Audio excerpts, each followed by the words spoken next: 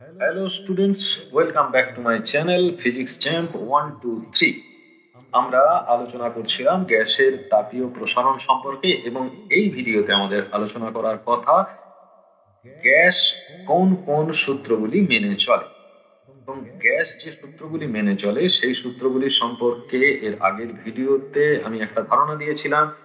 এক নম্বরে ছিল বয়েলের সূত্র, তারপরে ছিল চার্লসের সূত্র, তারপর রেনুর চাপ সূত্র। এই তিনটে সূত্রই বেসিক্যালি আমাদের সিলেবাসের মধ্যে এখন রয়েছে গ্যাসের তাপীয় প্রসারণ সংক্রান্ত ক্ষেত্রে, এবং আরো রয়েছে ডাল্টনের অংশচাপ সূত্র রয়েছে, অ্যাভোগাড্রো প্রকল্প রয়েছে, এবং গ্রাহামস গ্যাস ডিফারেন্সিয়াল ল আছে, অর্থাৎ গ্রাহামের গ্যাস পেপন সূত্র আছে। এই সমস্ত সূত্রগুলো কিন্তু গ্যাসের সূত্র বলেই পরিচিত এবং এই সূত্রগুলো কিন্তু কোথাও না কোথাও আমাদেরকে করে নিতে হবে। তো এখন আমরা শুধুমাত্র বয়েলের সূত্র, চার্লসের সূত্র এবং রেনোর চাপ সূত্র সম্পর্কে আলোচনা করব এবং ধারণা পাওয়ার চেষ্টা করব যে আদর্শ গ্যাস কি। বেসিক্যালি আদর্শ গ্যাস বলতে এর আগের দিন আমি একটু ধারণা দিয়েছিলাম, সেটা হলো কি না, যে সমস্ত গ্যাসগুলো এই চার্লসের সূত্র, বয়েলের সূত্র বা রেনোর চাপ সূত্র মেনে চলে, অর্থাৎ তারা সূত্র মেনে তাদের নিজেদের আচরণকে নিয়ন্ত্রিত করে, সেইগুলোকেই বলছি আমরা, সেই গ্যাসগুলোকে আমরা বলছি আদর্শ গ্যাস। আর বাস্তব গ্যাস, আসলে বাস্তবে আদর্শ গ্যাস বলে কিন্তু কিছুই নেই, কারণ বাস্তবে কোনো গ্যাসই ঠিকঠাক ভাবে কিন্তু এই বয়েলের সূত্র, চার্লসের সূত্র বা রেনোর চাপ সূত্র মেনে চলে না। তাহলে কি জাতীয় সূত্র মেনে চলে, সেগুলো হায়ার স্টাডিজ আমরা পরবর্তী ক্ষেত্রে আলোচনা করব। তো এখন আমরা যেটা নিয়ে আলোচনা করব সেটা হলো বয়েলের সূত্র। বয়েলের সূত্রটা কি সেটা আমরা এখন দেখব। চলো আমরা এবার বোর্ডেতে যাই। আগের দিনেতে আমরা বলেছিলাম এই যে এখানে এই সূত্রগুলো নিয়ে আলোচনা হবে, এরকমই একটা কথাবার্তা ছিল।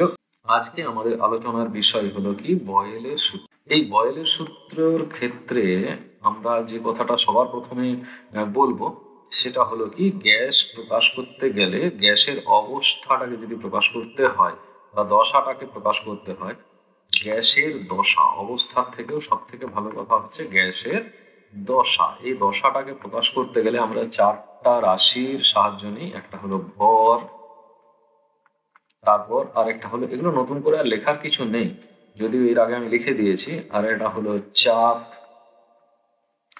আরেকটা হলো আয়তন, এবং আরেকটা হলো উষ্ণতা। এই যে চারটে রাশি, এই চারটে রাশির সাহায্যে আমরা কিন্তু একটা গ্যাসের দশা প্রকাশ করতে পারি। তো বেসিক্যালি এখানে দেখো যে ভর তো একটা আবদ্ধ সিস্টেমের, একটা আবদ্ধ সিস্টেমের মধ্যে, সিস্টেম মানে পাত্র এটাকেই বলতে পারি।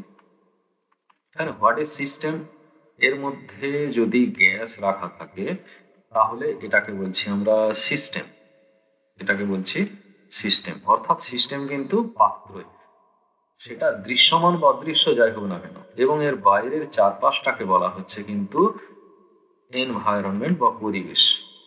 খুব মজার ব্যাপার, এই বাইরের চারপাশটাকে বলা হচ্ছে পরিবেশ আর ভেতরের গ্যাসটাকে বলা হচ্ছে সিস্টেম। তো সিস্টেম আর এনভায়রনমেন্ট মানে গ্যাস আর এনভায়রনমেন্ট, এরা কিন্তু একটা ওয়াল দিয়ে, মানে সিস্টেমটা একটা ওয়াল দিয়ে, দেওয়ালের মাধ্যমে পৃথকীকৃত অবস্থায় থাকতে পারে, মানে আলাদা করে রাখা হতে পারে। এটার ভেতর দিয়ে তাপ যেতেও পারে আবার নাও পারে, নানা রকমের কন্ডিশন রয়েছে। তো এইখানে একটা বদ্ধ সিস্টেম, মানে একদম ক্লোজড অর্থাৎ ঘেরা, মুখ বন্ধ একটা সিস্টেমের মধ্যে যদি গ্যাস রাখা থাকে তাহলে তার ভর অপরিবর্তিত থাকে, এটা কখনোই বাড়ে না। এটা আগেই আমাদেরকে মনে রাখা উচিত বা এটা মাথায় ঢুকিয়ে নেওয়া উচিত। এবার তাহলে যদি কোনোভাবে এই সিস্টেমটার উষ্ণতা অপরিবর্তিত রাখা হয়, এই যে সিস্টেমটার কথা বলছি সেইটার উষ্ণতা অপরিবর্তিত রাখা হয়, অপরিবর্তিত রাখা হয় মানে উষ্ণতাটা বাড়বেও না, উষ্ণতাটা কমবেও না। উষ্ণতা অপরিবর্তিত কিভাবে রাখা যেতে পারে, উষ্ণতাটা এই হিসাবে অপরিবর্তিত রাখা যেতে পারে যদি ভেতরে ভেতরে এমন কিছু একটা কাণ্ড ঘটলো যার ফলে তাপ উৎপন্ন হচ্ছে, অর্থাৎ ভিতরে উষ্ণতা বেড়ে যাচ্ছে, তখন কিন্তু এই দেওয়ালটার ভেতর দিয়ে তাপটা বাইরে বেরিয়ে গিয়ে উষ্ণতাটা কিন্তু একই অবস্থায় থেকে যাচ্ছে। এইভাবে উষ্ণতা অপরিবর্তিত রাখা যেতে পারে। আদারওয়াইজ এমন কিছু ঘটনা ঘটে গেল যার ফলে এখানে টেম্পারেচারটা পড়ে গেল, মানে নেমে গেল, শীতল হয়ে গেল ভেতরের টেম্পারেচারটা, তখন বাইরে থেকে তাপ গিয়ে এখানে তাপমাত্রাটাকে অপরিবর্তিত রাখা হচ্ছে। তার মানে এই যে দেওয়ালটা দিয়ে পৃথক করে রাখা হয়েছে সিস্টেম আর এনভায়রনমেন্টের মধ্যে, তার ভেতর দিয়ে কিন্তু তাপ চলাচল করতে পারবে। যদি তাপ বদ্ধ অবস্থায় থাকে তাহলে কিন্তু যদি তাপ বদ্ধ অবস্থায় থাকে, তাপ এমনভাবে রয়েছে যে তাপ চলাচল করতে পারছে না, তাহলে উষ্ণ হলে উষ্ণই হবে, শীতল হলে শীতলই থাকবে। তো উষ্ণতা অপরিবর্তিত রাখা হলে, যে কোনো পদ্ধতি হতেই হোক না কেন, উষ্ণতা অপরিবর্তিত যদি রাখা হয় ওই আবদ্ধ সিস্টেমটার, তার চাপের মানটা কিন্তু কিভাবে পরিবর্তিত হবে? তার সঙ্গে পরিবর্তিত হবে না ব্যস্তানুপাতিক ভাবে আয়তনের সঙ্গে পরিবর্তিত হবে। এখন এইভাবে কিন্তু লেখা হয়, এটাকে ঘুরিয়ে বলা হয়ে যেয়ে থাকে, কি বলা হয় না আয়তনটা অপরিবর্তিত হবে চাপের রেসপেক্টে। এখন এটা কি তাহলে ভুল? অ্যাকচুয়ালি ভুল বা ঠিক বলে সেরকম তেমন কিছুই নেই। এখন এটা আমরা লিখি না, তার কারণ হচ্ছে আয়তনটাকে আমরা কোনো কিছু কাজ না করে আয়তন পরিবর্তন করতে পারি না। যে কাজটা করার ফলে আমাদের আয়তনটা পরিবর্তন হয় সেটা হচ্ছে বল প্রয়োগ, অর্থাৎ চাপ দেওয়া। আমরা চাপটাকে বাড়িয়ে নিতে পারি অথবা কমিয়ে নিতে পারি। তাহলে চাপ যদি বেড়ে যায়, চাপ বাড়লে কি হবে? চাপ বাড়লে ভি কমবে, আয়তন কমে যাবে। এই বদ্ধ সিস্টেমের মধ্যে চাপ যদি বাড়িয়ে দেওয়া হয়, এইখানে এটা একটা বদ্ধ সিস্টেম, এর ভেতরে গ্যাস রাখা আছে, এখন এই দিকে আমরা প্রেসার দিচ্ছি। এখন যদি চাপ বাড়িয়ে দিই, এইদিকে যদি চাপ বাড়িয়ে দিই, তাহলে কি হবে? এই পিস্টনটা ভেতরে চলে যাবে, অর্থাৎ আয়তন কিন্তু কমে যাবে সেক্ষেত্রে। আর যদি এটাকে বাইরের দিকে আমরা যদি বাড়িয়ে নিই, এই সিস্টেমটাকে যদি আমরা এরকম অবস্থা থেকে, এটা এই জায়গায় ছিল, এখন এটাকে যদি আমরা বাইরের দিকে বের করে নিয়ে যাওয়ার চেষ্টা করি, তাহলে এই অবস্থানে আসলো, সেক্ষেত্রে কিন্তু চাপটা বেড়ে গেল, সরি চাপটা কমে গেল, সেক্ষেত্রে আয়তন ভি2 হয়ে গেল। ভি2 গ্রেটার দেন ভি1 হচ্ছে, এই জায়গায় আমরা কি দিচ্ছিলাম? এখানে পি1 চাপ দিচ্ছিলাম, আর এখানে আমরা পি2 চাপ দিয়েছি। অবশ্যই এইখানে এই যে ভি1টা কমে গেছে, সেক্ষেত্রে কি করেছি আমরা? এক্ষেত্রে চাপটা কিন্তু উল্টোটা হচ্ছে, পি2টা এখানে কম হচ্ছে, পি1টা এখানে বেশি হচ্ছে, পি1 গ্রেটার দেন ভি2। ঠিক আছে, এইরকম একটা বাড়লে আরেকটা কমবে, চাপ বাড়লে ভি কমবে, মানে পি যদি বাড়ে তাহলে ভি কমবে, আর পি কমলে ভি বাড়বে। এই কারণের জন্য পিটাকে এইদিকে রাখা হয়, ডান দিকে রাখা হয়, কারণ সরাসরি আগে পিটাকে অপারেট করা হয়, যার ফলে অটোমেটিক্যালি ভির চেঞ্জ হয়। এই কারণের জন্য বয়েলের সূত্র, এই যে সূত্রটা, এই সূত্রটাকে বলা হচ্ছে বয়েলের সূত্র। এখন বিজ্ঞানী রবার্ট বয়েল এই সূত্রটা আবিষ্কার করেছিলেন, বিজ্ঞানী রবার্ট বয়েল। তো সেই কারণের জন্য এই সূত্রটাকে বলা হচ্ছে বয়েলের সূত্র, এবং এটাকে ভি ভার্সাস 1/p এই হিসাবে লেখা হয়। তো এটার যদি আমরা ম্যাথামেটিক্যাল রিপ্রেজেন্টেশন করতে যাই, তাহলে কিভাবে করতে পারি সেটা একটু দেখে নিই। ম্যাথামেটিক্যাল রিপ্রেজেন্টেশন করতে গেলে মানে আরেকটু বাড়িয়ে নিলে বেটার হবে। হ্যাঁ, এটা ম্যাথামেটিক্যাল রিপ্রেজেন্টেশন করতে গেলে আমরা এটুকুই বলি যে ভি ভার্সাস 1/p। এই ভি ভার্সাস 1/p এটাকে আমরা লিখতে পারি V equal to K by P. এখানে কে একটা যে কোনো মানের ধ্রুবক। অ্যাকচুয়ালি সমানুপাতিক চিহ্ন দিয়ে তো কোনো অঙ্ক করা যায় না, সমানুপাতিক চিহ্ন দিয়ে কোনো অঙ্ক করা যাবে না। সেটাকে যদি আমাদেরকে অঙ্কটার সমাধান করতে হয়, তাহলে অবশ্যই একটা ইকুয়েশন ফরম্যাট করতে হবে, এবং ইকুয়েশন ফরম্যাট করতে যাওয়া মানে হচ্ছে একটা ইকুয়াল সিম্বল আমাদেরকে আনতে হবে। সেটা আনতে গেলে আমাদেরকে কি করতে হবে না, ডান দিকে যে টার্মসটা রয়েছে সেটাকে একটা ধ্রুবক রাশি দিয়ে গুণ করতে হবে। এখানে ডান দিকে যে টার্মসটা আছে সেটা হলো 1/p, এখন 1/p কে কে দিয়ে গুণ করতে হবে। তার মানে আমরা কি করলাম এখানে V equal to K into 1/p, এবং যার ফলে আমরা লিখতে পারলাম V equal to K by P.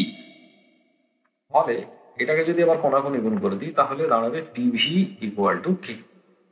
তাহলে দেখা যাচ্ছে যে একটা বদ্ধ সিস্টেমের উষ্ণতা যদি অপরিবর্তিত থাকে, তাহলে চাপ এবং আয়তনের গুণফলের মান ধ্রুবক হয়। এবার একটা মান পি আর একটা মান ভি, তার গুণফল হয়েছে কে। একটা মান পি1 আর একটা মান ভি1 হলে সেটাও হবে কে1 হবে না। এটা যদি পি2 হয়, এটা যদি ভি2 হয়, তারও গুণফল হবে কে। যদি পি3 হয় বা ভি3 হয় তাহলে কে। এখন এই টোটাল সিস্টেমের কিন্তু এগুলো একই রকমের থাকছে, তাহলে আমরা বলতে পারি যে পি1 ভি1 সমান পি2 ভি2 সরি সমান পি3 ভি3 সমান কে। এইভাবে ডট ডট ডট করে যেতে পারে। প্রত্যেকটা গুণফলই কিন্তু একটা ধ্রুবক হচ্ছে। N number of system use করা যেতে পারে, তো সেখানে পিএন ভিএন এর ভ্যালু হয়ে যাবে কে।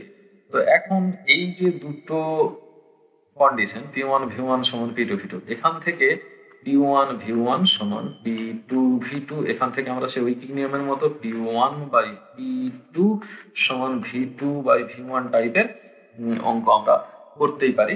যে কোনো তিনটে রাশি যদি বলা থাকে তাহলে আরেকটা মান কিন্তু আমরা বের করে নিতে পারি। ঐকিক নিয়মে এইভাবেই বলা হয়েছে যে চাপ এইটা হলে, সরি এইটা বলা নেই, ভুল বললাম, এইটা বলা আছে। হ্যাঁ, চাপ পি1 হলে আয়তন যদি ভি1 হয় তাহলে পি2 চাপে ভি2র ভ্যালু কত। ওকে, এইভাবে আমরা কিন্তু বের করে নিতে পারি।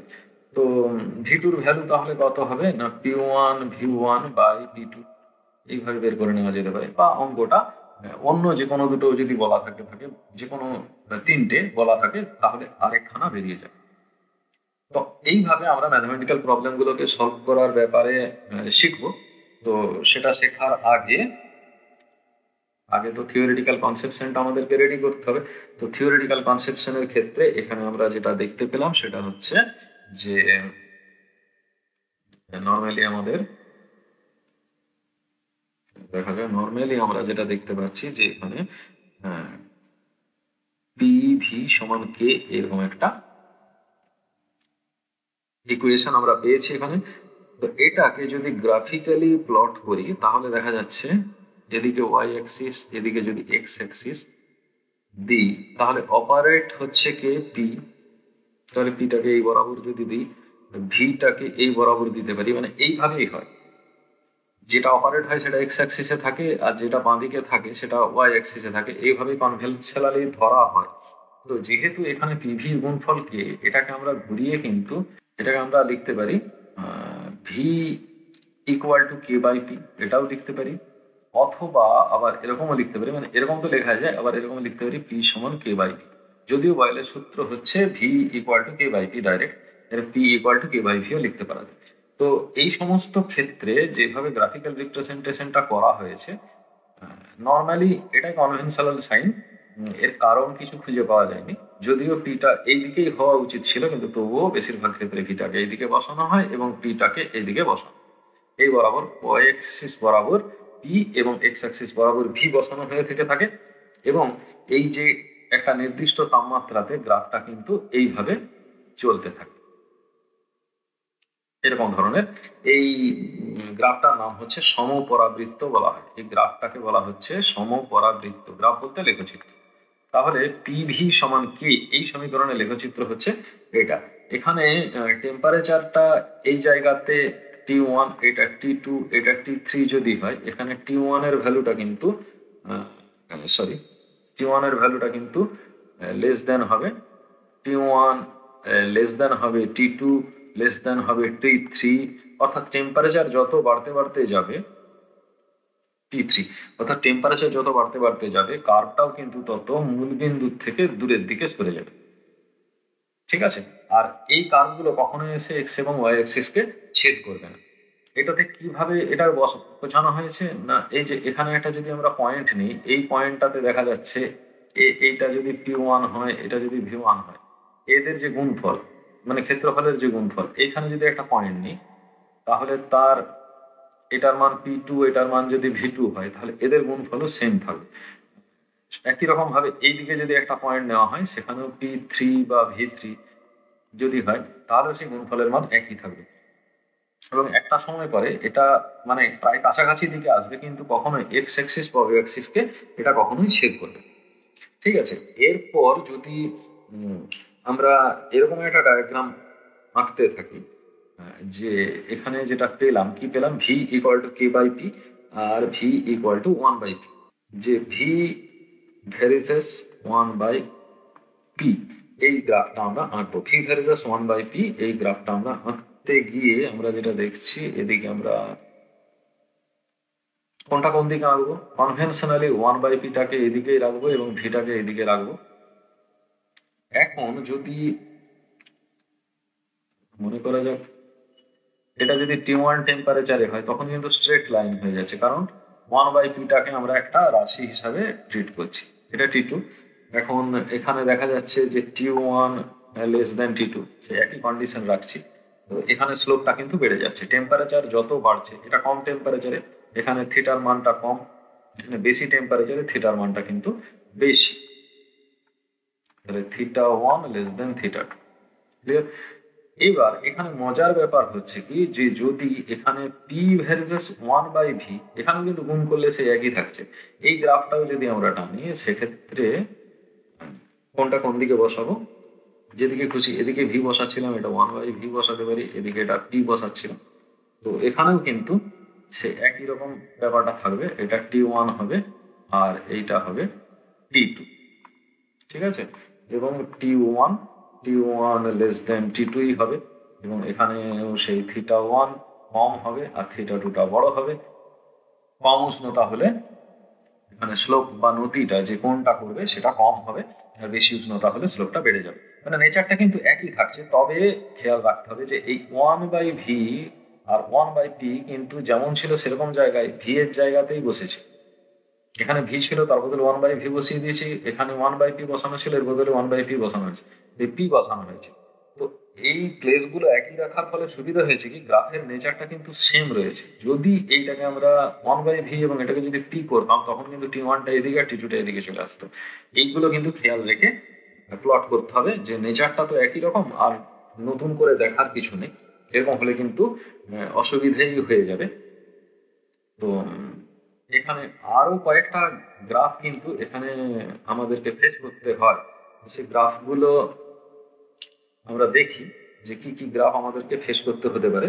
সেটা হলো সব থেকে ফেমাস গ্রাফ, যেটা আমাদেরকে মাঝে মাঝেই ফেস করতে হয়, সেটা হলো পিভি ভার্সেস পি, বা বলা যেতে পারে পিভি ভার্সেস ভি। তো আমরা একটা একটা দেখি, পিভি ভার্সেস পি দেখি।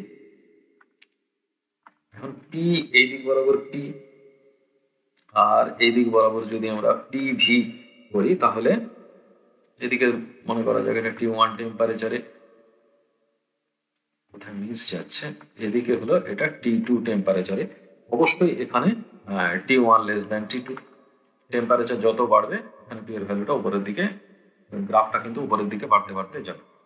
ঠিক আছে, এবার এটা যদি আমরা পিভি ভার্সেস ভি করি, পিভিটা কিন্তু এইদিকেই রাখা হবে এবং পি যেদিকে রাখা হয়েছিল সেদিকেই ভি রাখছি। গ্রাফের নেচার তাহলে কিন্তু সেম থাকবে, একদমই চেঞ্জ হবে না। কিন্তু যদি কেউ ভিটাকে উল্টায় তখন কিন্তু গ্রাফটা এই বরাবর হয়ে যাবে, এটা কিন্তু খেয়াল রেখে। এখানেও কিন্তু সেই T1 এখানে থাকবে, এই T2 এখানে থাকবে, তো T1 লেস দেন T2। মানে দেখতে যতই সহজ মনে হোক না কেন, এর মনে রাখার কিছু কিছু জায়গা অবশ্যই রয়েছে, সেগুলো খেয়াল রেখে যে খুব সহজ করে পি এর জায়গায় ভি বসাবো, তাহলে গ্রাফের নেচার সেম থাকবে, এবং পিভিটা ওই দিকেই বসাবো, যে পিভি বাই পি, এরকম করে আমরা দেখছিলাম পিভি বাই পি আর পিভি বাই ভি, এরকম করে আমরা আঁকছিলাম। এরকম একটা কনস্ট্যান্ট টার্ম আসছিল। তো কনস্ট্যান্ট তো হবে না, ফর্মুলাটা তো আর এরকম নয়। পিভির ভ্যালুটা পিভি সমান কনস্ট্যান্ট মানে কে বাই পি, এরকম একটা। আর এখানেও হচ্ছে কে বাই ভি, তার মানে কোনটা ফিক্সড থাকছে, কোন ভ্যালুটা ফিক্সড থাকছে, পিভির ভ্যালুটা ফিক্সড থাকছে, অলওয়েজ পিভির ভ্যালুটা ফিক্সড থাকছে। তাহলে পিভি যদি এই দিকে চলে আসে, তখন কিন্তু আমি এঁকে দেখিয়ে দিই একবার, এত বকবক না করে। মনে করা যাক কেউ পরীক্ষার সময় ভুল করে এই দিকে পিভি এবং এই দিকে ভি বসিয়ে দিল, কারণ পিভির ভ্যালুটা কিন্তু ফিক্সড থাকবে, সেটা কিন্তু বাড়বে না, বাড়বে কিন্তু ভলিউমটা। তখন গ্রাফটার নেচারটা কিন্তু এই বরাবর যাবে, এই বরাবর আসবে। ঠিক আছে, এইটা মাথায় রেখে, এবং এটা T1 এতে আসবে, এটা T2 তে আসবে, এবং T1 লেস দেন T2 অবশ্যই হবে। মানে এইভাবে কিন্তু চেঞ্জ হয়ে যাবে, না হলে কিন্তু মুশকিল। এবং যদি আমরা এইদিকে দেখি, তাহলে এই বরাবর পি হলে আর এইদিকে যদি পিভি হয় তাহলে নেচারটা কিন্তু সব একইভাবে থাকবে, অন্যরকম কোনোভাবে হবে না। আরেকটা গ্রাফ আমাদের মাঝে মধ্যে আসে, সেই গ্রাফটা সম্পর্কে আমরা এক্ষুনি আলোচনা করব, যেটা একটু লগারিদমিক গ্রাফ। যেমন তবে সাধারণত আসে না, যারা একটু বড় পরীক্ষাতে অ্যাপিয়ার করতে চাও তাদের ক্ষেত্রে log P versus log V এই গ্রাফটা কিন্তু important. Log P versus log P মানে লগ পিটা এইদিকে ওয়াই অ্যাক্সিসে লগ পি এবং এদিকে লগ ভি আমরা বসাতেই পারি এই বরাবর এক্স অ্যাক্সিসে, তাহলে এটা ওয়াই অ্যাক্সিস এক্স অ্যাক্সিস এটা আমরা পেয়েছি। এখন গ্রাফটা কিরকম হবে, গ্রাফটা হবে কিন্তু এইরকম, সরি এখানটা কিন্তু বাঁকবে না, স্ট্রেট লাইনে থাকবে, ঠিক আছে। তাহলে এরকম একটা স্ট্রেট লাইন তৈরি হবে এবং এইখানে প্রায় যে অ্যাঙ্গেলটা তৈরি হবে সেটা সম্ভবত 135 ডিগ্রির কাছে পিঠে হবে এইরকম। তো এর নতিটা কিন্তু ঋণাত্মক, এখানে কিন্তু নেগেটিভ থিটা পাওয়া যাচ্ছে, ঋণাত্মক নতি। তার মানে একটা সময় পরে লগ ভির ভ্যালু 0 হয়ে যাবে এবং এটা যদি এখানে টাচ করে এক সময় লগ ভির ভ্যালু 0 হয়ে যাবে। তো এগুলো দেখানোর দরকার নেই, কারণ এরকম ভ্যালু তো পাওয়া যায় না। নর্মালি এরকম একটা নেগেটিভ স্লোপ অবশ্যই আমরা পেতে পারি। তো এই বয়েলের সূত্র থেকে একটা অনুসিদ্ধান্ত আমরা করতে পারি। বয়েলের সূত্রের অনুসিদ্ধান্তের মধ্যে আমরা যেটা করতে পারি সেটা হচ্ছে ভরটাকে আমরা কাজে লাগাতে পারি। আমরা কি কি দেখেছিলাম, যে পিভি সমান ধ্রুবক দেখেছিলাম।